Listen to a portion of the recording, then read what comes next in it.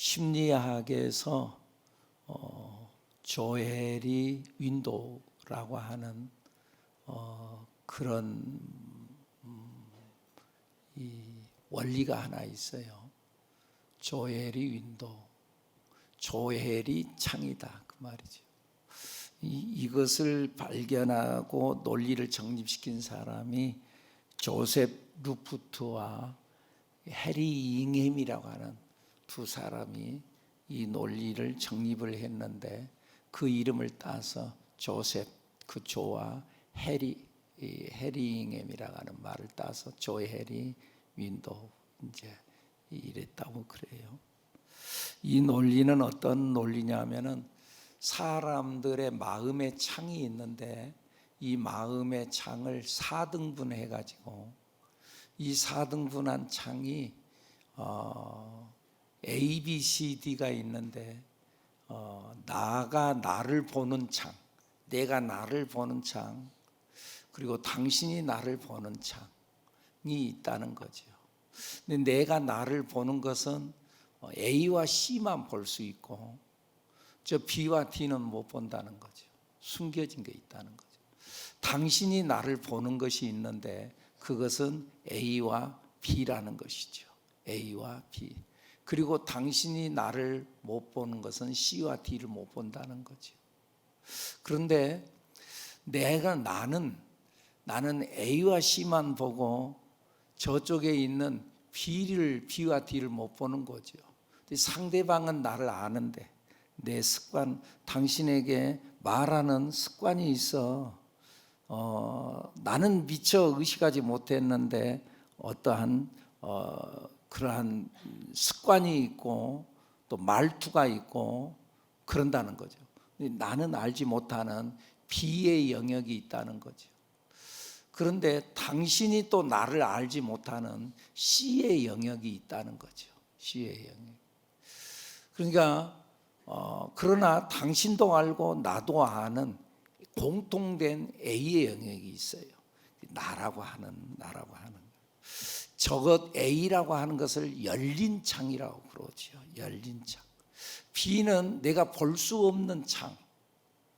그런 의미에서 우리는 이 볼 수 없는 창을 통해서 나를 발견하기 위해서는 자꾸 다른 사람들이 나에 대해서 말하는 피드백을 귀담아 들을 필요가 있어요.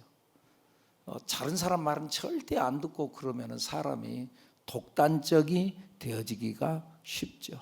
그리고 또 혹은 눈치 없는 사람이 되어지지요. 또 사람을 쉽게 평가하지 말아야 되는 것은, 사람들이 아무리 나를 많이 안다고 해도 저 C의 영역을 사람들은 알지 못한다는 거죠. 그런데 A와 B와 C, 이것은 내가 알든지 상대방이 알든지 아는데, D의 영역은 나도 모르고 상대방도 모르고 무의식 속에 잠겨 있는 것 있다는 거죠. 혹은 잠재력. 이것은 하나님만이 안다는 거죠. 하나님만. 이것을 어떤 관점의 차이라고 할 수 있는데, 하나님만이, 나도 나이면서도 나를 다 알지 못하고 상대방도 나를 다 알지 못하지만 하나님은 내 인생의 모든 것을 보고 계시고 알고 계시는 줄로 믿습니다. 그런 의미에서 우리는 하나님의 관점을 가지고 하나님의 눈으로 우리는 세상을 바라보고 역사를 바라봐야 합니다. 인생도 마찬가지고, 혹은 우리나라에서 이 정치적인 현상이 극단주의로, 양극단으로 이렇게 나가는데 다 자기 입장에서 하는 거니까. 우리는 하나님의 눈으로, 적어도 우리 그리스도인들은 하나님의 눈으로 바라봐야 될 줄로 믿습니다. 우리가 성경을 보는데도 이념으로 성경을 보면은 크게 실수할 수 있어요. 여러분, 이념은 진리가 아니에요. 우리 분명히 알아야 돼요. 정치적 성향, 보수도 될 수 있고 진보도 될 수 있어요. 그러나 그것은 진리가 아니라는 것, 우리 그것을 알고 우리는 하나님의 눈으로 바라봐야 합니다. 성령으로 조명해야 합니다. 성령으로 세상을 바라보고, 성령으로 우리 인생을 바라보고, 성령으로 하나님의 눈으로 이 역사를 볼 줄 알고 해석할 줄 아는 영적인 하나님의 사람이 되기를 축복합니다. 그 관점에 대한 이야기를 했는데, 성경도 마태복음, 마가복음, 누가복음, 요한복음, 이 사복음서 예수님의 생애를 기록한 하나님의 말씀이죠. 비슷한 사건들, 똑같은 사건들이 나오는 게 많죠. 반복돼서 나타나죠. 그런데 마태가 바라보는 예수님의 생애에 대해서, 마가복음은 마가가 바라본 예수님, 당시에 로마 황제 네로의 치하에서 고난받는 그리스도인을 위로해주고 그들에게 희망을 집어넣어주기 위해서 고난받는 종으로서의 예수님을 거기에 초점을 맞춰서 소개한 말씀이 마가복음이죠. 누가복음은 당시의 헬라 지성인들에게 예수님은 위대하신 예수님이라는 것을 알리기 위해서 예수님의 자비와 인성을 강조한 말씀이 누가복음이죠. 요한복음은 마태, 마가, 누가복음 이 세 복음서와 좀 달리 예수님의 신성, 하나님의 아들임과 영적 의미에 더 집중해가지고 있죠. 이게 요한복음이죠. 관점이 똑같은 예수님을 바라보고 이 모양으로 이 각도에서 예수님을 묘사하고 저 각도에서 예수님을 묘사하죠. 그 중에 마태복음, 이 마태복음은 유대인 대부분이 예수님을 메시아로 받아들이지 않았어요. 이에 대해서 마태가 유대인 신자들을 염두에 두고 기록을 한 내용이 마태복음이에요. 예수님은 우리가 지금까지 봐왔고 믿어왔던 성경의 예언대로 예수님이 태어나고 메시아로 오셨고 왕으로 오셨다는 것을 강조한다고 말이죠. 우리들이 봤던 성경대로, 성경의 예언대로 예수 그리스도는 우리의 조상 다윗의 자손으로 오셨다. 그분이 메시아고 그리고 참된 왕이심을 강조하는 말씀이 마태복음의 말씀이에요. 그래서 마태복음 1장이 시작되면서 뭐라고 기록되어졌는가 한번 봐볼까요? 시작. 아브라함과 다윗의 자손 예수 그리스도의 계보라.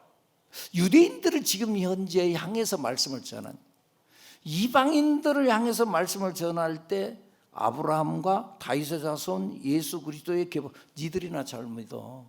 그런데 그렇게 말을 할 수 있는데 이방인들은, 그런데 유대인들에게 전하니까 이건 하나님께서 우리에게 약속하신, 우리를 위해서 보내주신 아브라함과 다윗의 자손으로 오신 예수 그리스도라. 그걸 강조하는 거죠.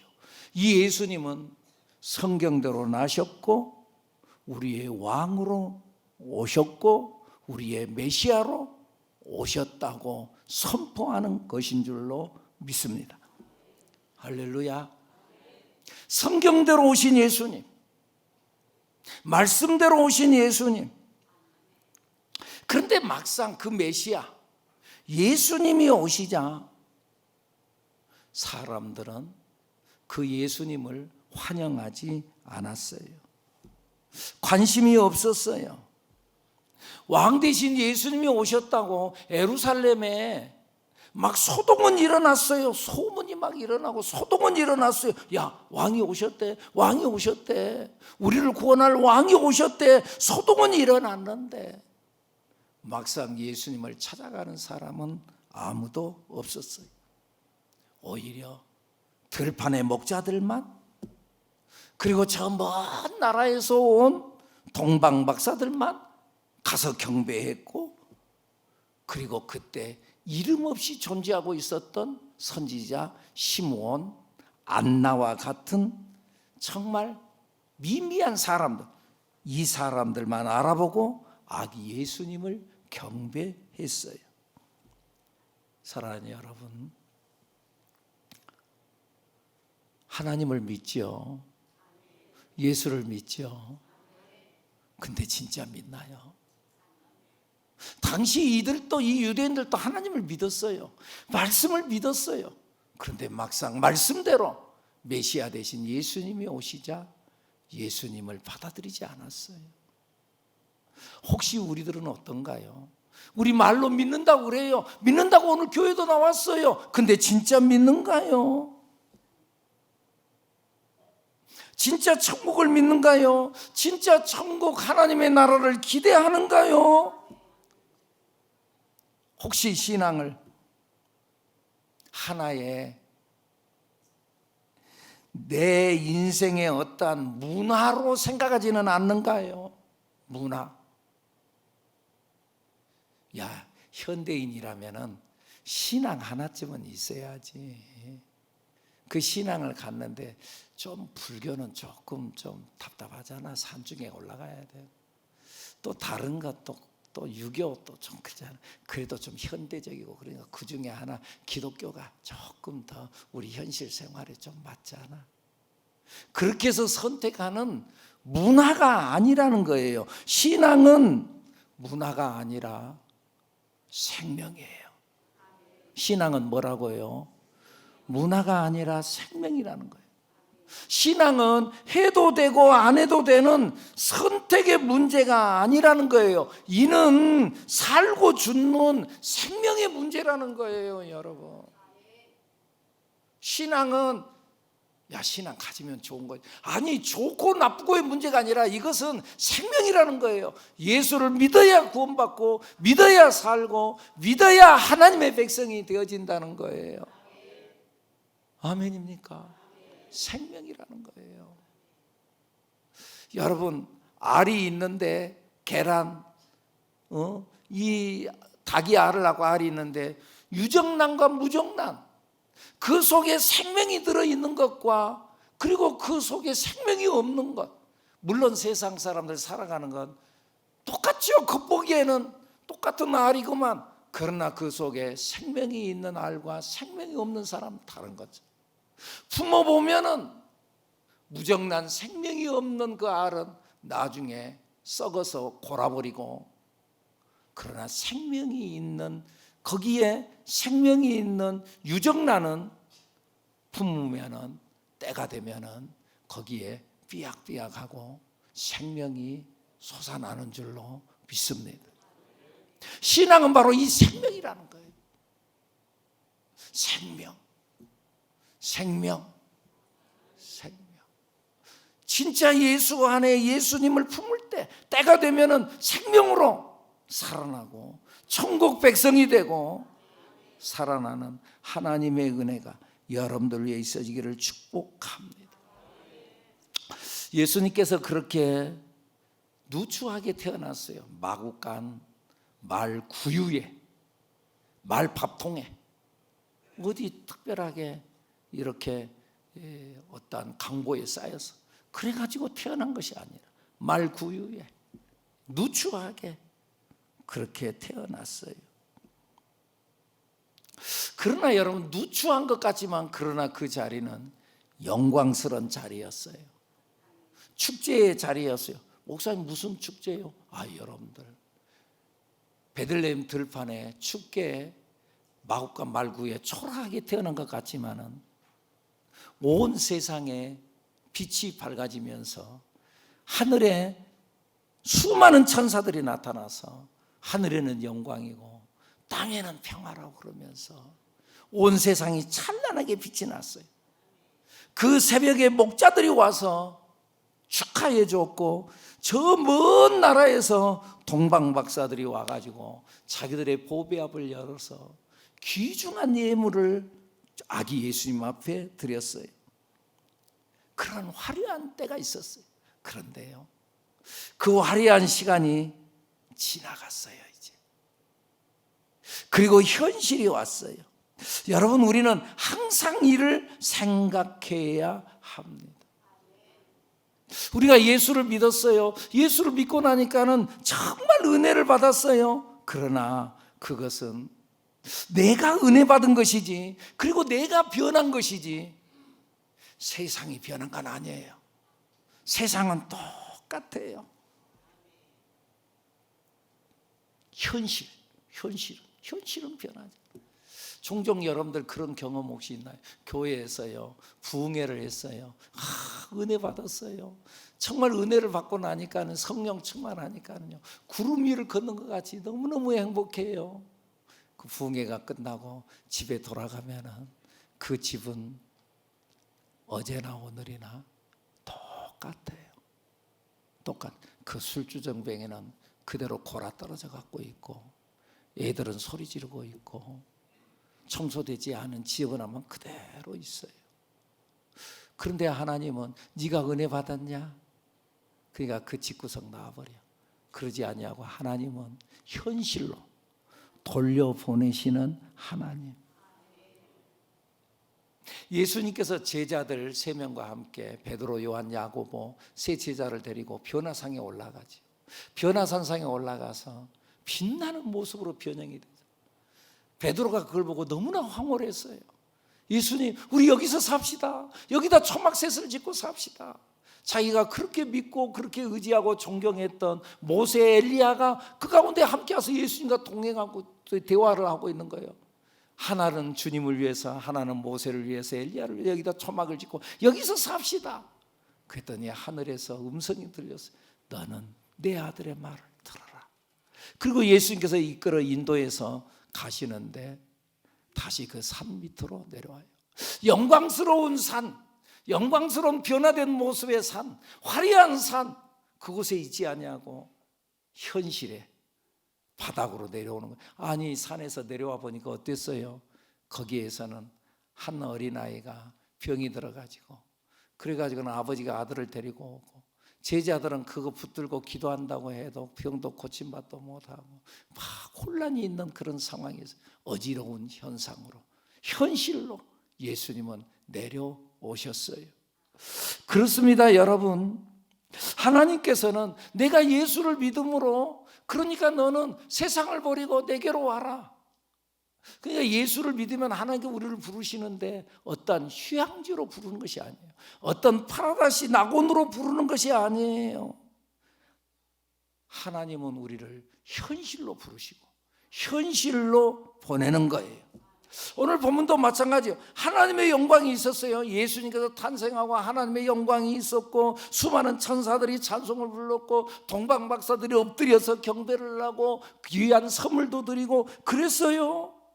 근데 그 모든 동방박사들도 떠나고, 목자들도 자기 들판으로 일터로 떠나고, 그리고 그 빛났던 천군 천사도 다 떠나고 현실, 초라한 현실, 초라한 현실 정도가 아니라 하나님께서 음성을 들려주었는데 그 음성은 헤롯이 그 아기를 찾아서 죽이려고 한다.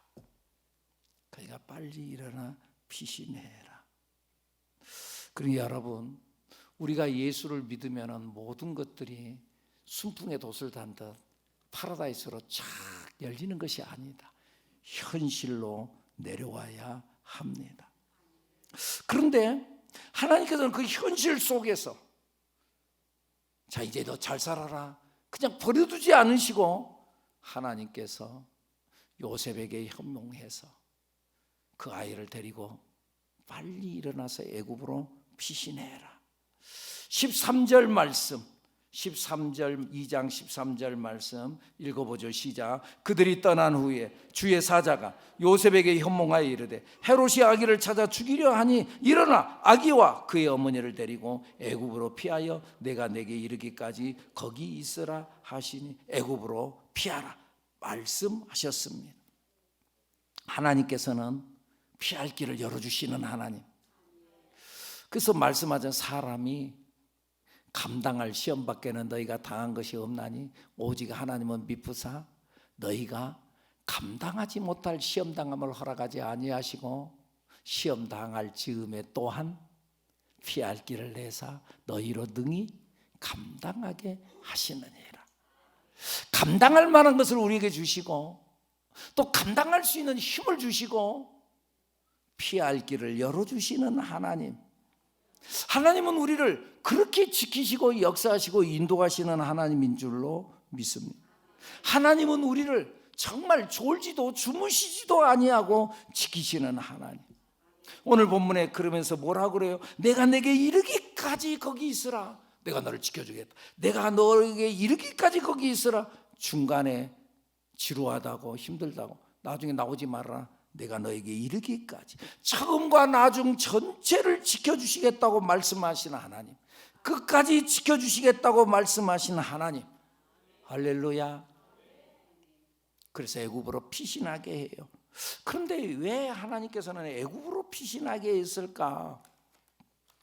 애굽은 어떤 곳이에요? 애굽은 우상 숭배가 가득한 것이고 또 지난날 자기 민족들이 그 애굽에서 종살이 하면서 바로 폭정 안에서 이스라엘의 아들들이 태어나자마자 죽음을 면하지 못했던 아픈 과거, 트라우마가 있었던 그 나라, 트라우마가 있는 그 장소 애굽으로 가라는 거예요. 왜 그러는가? 여러분, 하나님이 하시면 최악의 여건 속에서도 하나님은 최선을 이루시는 하나님인 줄로 믿습니다. 도저히 안 되는 상황 속에서도 하나님이 하시면은 기적처럼 바꾸시는 하나님, 그 일을 이루시는 하나님. 여러분, 이 하나님을 믿는 여러분들이 되기를 축복합니다. 우리 사람들이 조심해야 될 것 하나가 있는데요, 여러분들. 우리가 흔히 옛날 우리 어른들 말에 그 하나를 보면 열을 알지, 그 싹수가 노랗다. 그 싹수가 노랬던 그놈들이 나중에 커서요 위대한 인물이 됩니다, 여러분. 영국의 그 수상이었던 처칠 수상, 그 중학교 때의 성적표인가요? 그 성적표에 보면은 그 생활부 기록란에 거기에 선생님이 뭐라고 썼냐면은 희망이 없는 아이. 또 선생님이 어떻게 또 그렇게 썼는지 모르겠어요. 희망이 없는 아이. 그런데 하나님은 그런 아이를 들어서 그 영국의 위대한 수상으로 만들었다.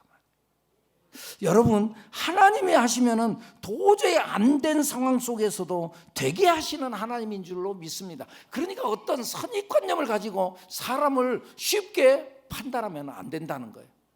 아이고, 저 싹수가 노란 놈. 우리 그러지 않아야 된다는 거예요. 이럴 것이다, 저럴 것이다. 아이고, 저분의 저 성격이 저러니까 분명히 이번에도 이럴 것이다. 여러분, 우리 넘겨짚지 맙시다. 다 같이 우리 넘겨짚지 맙시다. 넘겨짚지 마셔요. 하나님이 하셔요. 그 하나님을 믿으세요. 이럴 것이다, 저럴 것이다. 여러분, 하나님을 믿는 우리들 여러분들이 되기를 축복합니다. 여러분, 우리 어른들은 그것 아실 거예요. 젊은 사람들은 모르실 수 있겠지만 우리 어렸을 적에 똥찌개 메고 다니는 똥장군이 있었어요. 옛날 우리 재래식 화장실을 쓸 때 재래식. 그래가지고 지금까지 수세식이 아니에요. 재래식 화장. 그래서 똥이 꽉 쌓여요, 쌓여. 인분이 쌓여. 그러면은 이제 똥포 하고 사람 다녀요. 그러면 이제 불러가지고 가득 차잖아요. 그러면 똥을 퍼가지고 가요. 가지고 그 똥찌개에다가 다 담아가지고 또 이 지게에다 치고는 짊어지고 가죠.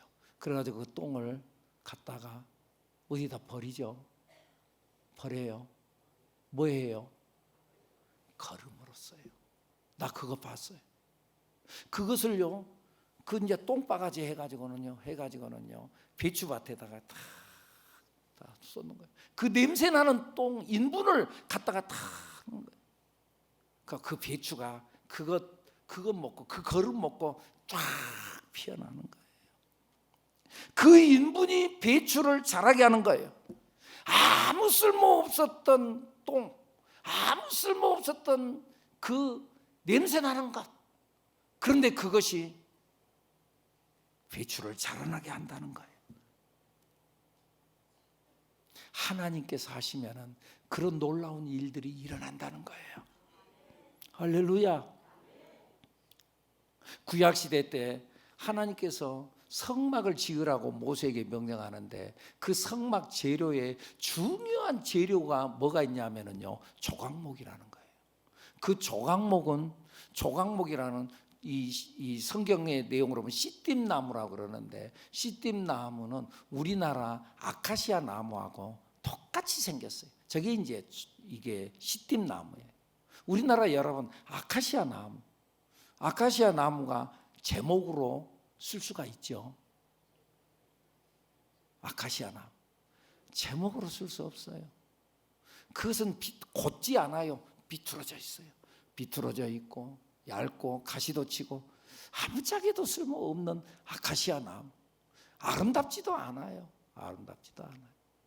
그런데 저 시띠나무, 저 조각나무, 조각목, 저것을 가지고는요, 그거 다 해갖고 조각조각 내가지고 그래가지고 판을 만들어요. 그래서 그 조각목을 성막 내부에 있는 거의 모든 기구가 저 조각목을 가지고 만들었어요. 그 조각목에 금을 입혀서 언약궤를 만들고 분향단을 만들고 각 기구의 채에 성막의 벽을 구성하는 판재들도 다 조각목이었어요. 금으로 입혀가지고 만들었어요.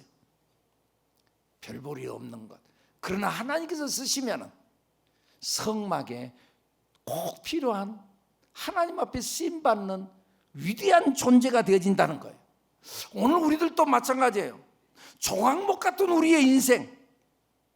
그런데 하나님께서 조각목 같은 우리 인생에 금 같은 예수님을 입혀가지고, 좀 아멘을 좀 크게 해야 되는데, 이럴 때는 금 같은 예수님을 입혀가지고 하나님의 사람으로 세운 줄로 믿습니다. 사람으로는 안 돼. 아이고 싹수가 노래. 그래, 사람도 노래, 싹수가 노래. 그런데 조각목 같은 우리 인생을 금 같은 예수님으로 나를 입혀가지고 인물되게 한 줄로 믿습니다. 그러니까 여러분, 인생을 살다 보면 안 되는 일도 있어요. 근데 안 되었다고 해서 절망하지 말고, 안 된 거기에서 큰 일을 이루시는 하나님을 믿으세요.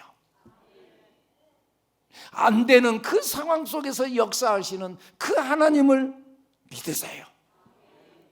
하나님이 하시면 불가능도 가능케 하시는 하나님. 하나님이 하시면 모든 일을 이루어 가시는 줄로 믿습니다.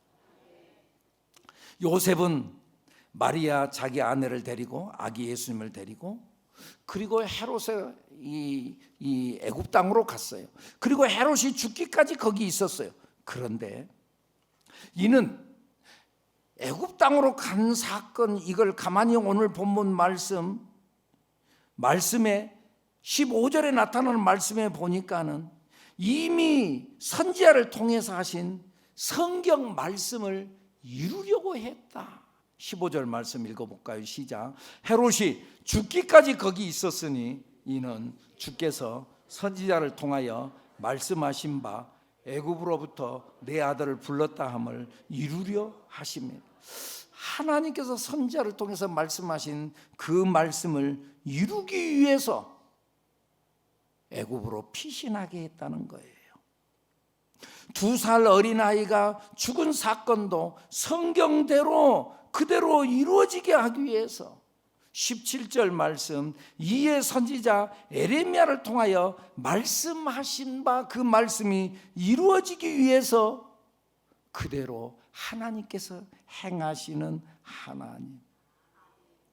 또 나중에 애굽의 바로 왕이 죽자 애굽을 나와서 이스라엘로 돌아오는데 베들레헴으로 올 수 있는데 나사렛에서 거하게 됐어요. 그런데 이것도 마찬가지로 나사렛 사람이라 했던 그 말씀을 이루기 위해서 하나님께서 나사렛으로 인도하신 줄로 믿습니다. 23절 말씀 시작. 이제 나사렛이란 동네에 가서 사니 이는 선지자로 하신 말씀에 나사렛 사람이라 칭하리라 하심을 이루려 함이라라. 여러분, 말씀은 살아 있습니다. 말씀은 그대로 이루어지는 줄로 믿습니다. 믿음은 그래서 바라는 것들의 실상이요 보지 못하는 것들의 증거니 선진들이 이로써 증거를 얻었느니라. 믿음으로 모든 세계가 하나님의 말씀으로 지어진 줄 우리가 아나니 보이는 것은 나타난 것으로 말미암아 된 것이 아니니라. 하나님께서는 말씀 한마디로 빛이 있어라. 그러니까 빛이 생겨나고 윗물과 아랫물이 갈라져라 했더니 궁창이 생겨나고 하늘이 생겨나고 아래의 물들은 한쪽으로 몰아쳐라. 그러니까 한쪽으로 몰아가더니 묻이 드러나고 하나님께서 말씀하셨더니 말씀대로 이루어진 줄로 믿습니다. 말씀은 이루어집니다. 그대로 이루어집니다. 그러니까 여러분 어떤 상황에서도 말씀을 붙잡고 나아가는 우리들 여러분들이 되기를 축복합니다. 말씀은 그대로 이루어집니다. 믿음은 그런 의미에서 다른 것이 아닙니다. 말씀을 믿는 것입니다. 이 말씀을 기억하고 다시 오신다고 말씀하신 그 말씀 확실히 붙잡고 예수님을 믿는 우리들 여러분들이 되기를 축복합니다. 축복합니다. 기도합니다.